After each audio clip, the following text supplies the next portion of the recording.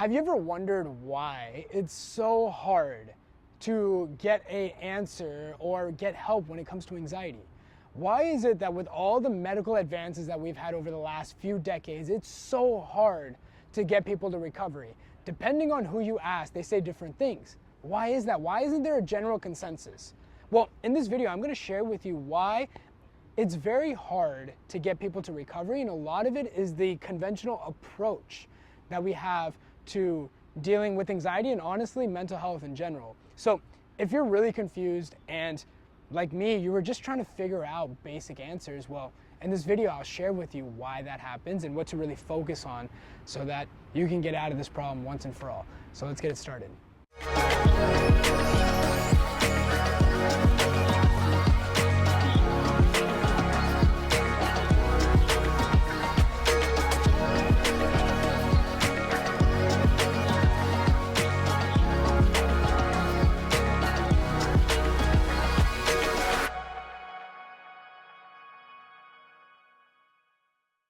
So during my anxiety recovery journey, I fell into the cycle and I didn't know what was wrong. And so like most people, like everybody should, I went to my doctors and I was hoping they would just be able to figure it out. Be like, oh yeah, this is why that's happening. And I was like, wow, I've never experienced something like that. That is so uncomfortable. And then I just get better. They just give me something and I just leave. But then what happened was I went to the doctors and they just looked at me and I talked 100 miles an hour trying to explain what was happening. And then they said, yeah, nothing's wrong. And then they just kicked me out. And I was like, what? Like, wait, what do I do now? And so I was like, well, maybe it's a doctor. Maybe it's the doctor. So then I went to another doctor. Then that doctor said the same thing. Then I was like, all right, let's go to the third doctor. And then I kept doing that until I essentially got to the point where the doctors were like, look, I think you need to talk to somebody about this. Almost like I had made this up, that I didn't know what was happening, which was so weird because my previous experiences with doctors were great. If there was something wrong, they were so quick to identify it. Like, think about it. If you broke your leg, how advanced is medical technology that if you break your leg or you get an injury, how fast are they to diagnose something? And yet when it came to this, it was like it's not even I was being misdiagnosed. I felt like I wasn't even being diagnosed.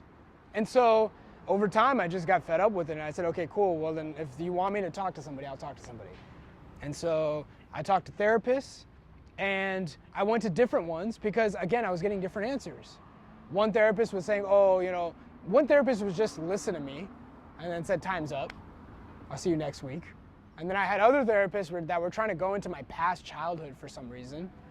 And it was like, well, I didn't really have anything. Why I'm more focused on now. Why are we focused on in the past?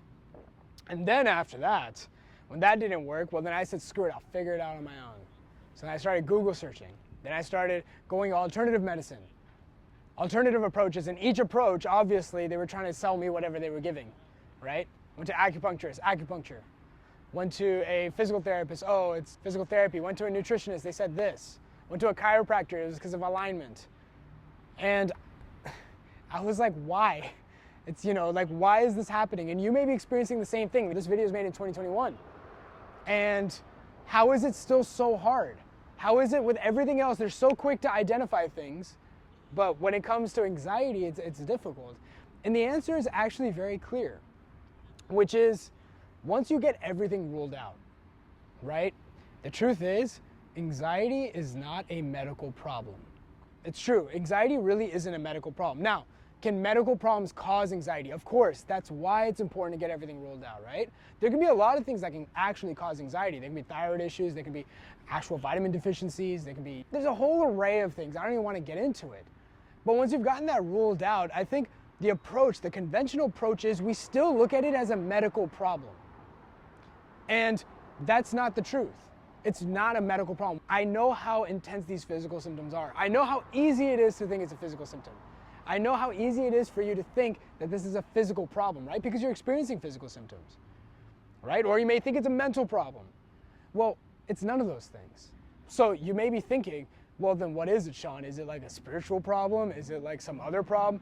Look, anxiety doesn't work that way. There are different views of looking at the same problem. But anxiety crosses through all those boundaries, right? These divisions that we've made up, is it a medical problem? Is it this problem? Is it a vitamin problem? Is it this? Is it that? these are all man-made. These are all made up. These are boxes that we've created on our own. But reality doesn't work that way. The reality is that you can't really put anxiety in a bucket.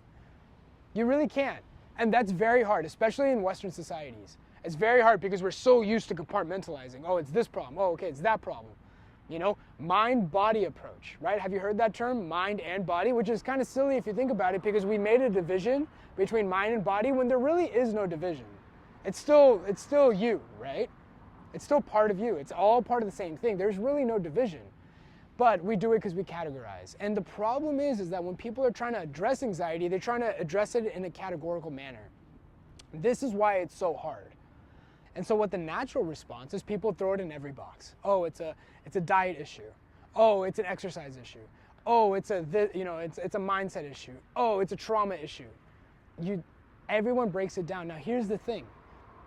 In a weird way, it does fit all those things. It could be caused by all those things.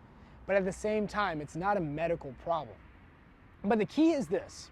Even though it can be caused by all these things, the focus is really anxiety recovery in itself is still the same. Everybody may experience different physical symptoms. Everyone may experience manifestations of anxiety differently. But the way out of it is actually the same, right? We hear oftentimes this approach like, everyone's unique, everyone's different. Absolutely. Everyone is different, everyone is unique. But doesn't everyone breathe oxygen? Is there some people that breathe oxygen and some people that don't? No.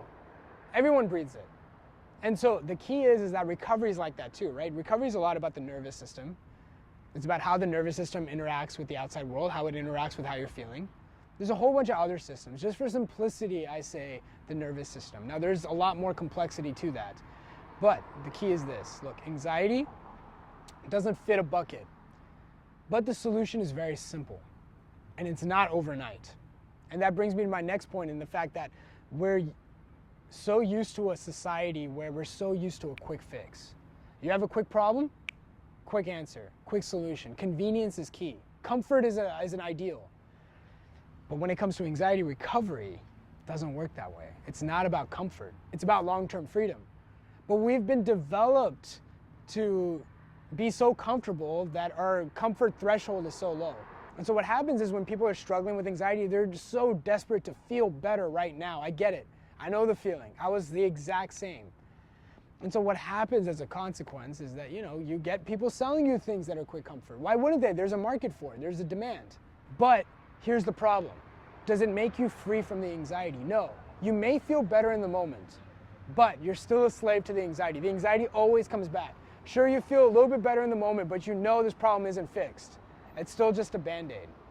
So the approach to anxiety is very different. Anxiety is so holistic in a way, and so simple at the same time, that the best approach really is not trying to categorize that, not trying to throw it into a specific bucket. Recognize the solution is the same, but don't try to throw it into a specific problem. It's very simple. Essentially, your nervous system has become sensitized. You need to desensitize it. Why is it sensitized? Well, you want to make sure you get everything ruled out. Okay, so it's not a physical issue, And once that's there, there's no regular stressors in your life that's really keeping you in the cycle. Now, most people think that, I have regular stressors. That's different. There's regular life problem stressors, and then there's actual stressors that would put anybody into a bad situation. That's individualistic. You have to look at that one person at a time. There's no clear answer for that. And then once that's the case, well, you're sensitized because of these symptoms you're experiencing. So you have to desensitize. And for that, you need to focus on long-term freedom. So I know this video was very deep. I know it was very complex. My goal really in these videos are to simplify things. But sometimes there aren't simple answers. Yeah, and the focus should be, what do you need to get better? And I often find a lot of people trying to go they try to take a shotgun approach where they try to do a little bit of everything, see what works, and hope that goes. But what ends up happening is they just end up spinning their tires and they end up going nowhere. So again, focus should always be find somebody that has gone through this, have that person guide you. That's the best approach in my opinion. Could you figure it out on your own? Sure. But it's a painful approach. It really is. Somebody that went through it, I don't recommend it. I would just focus on long-term freedom, making sure to get out of this, and making sure what you need to get out of this. And if you've tried other approaches and it hasn't worked, it isn't because you're unique or that your anxiety is more intense. It's just because going about it a certain approach isn't always the answer. So I hope this video helps, and I'll see you in the next one.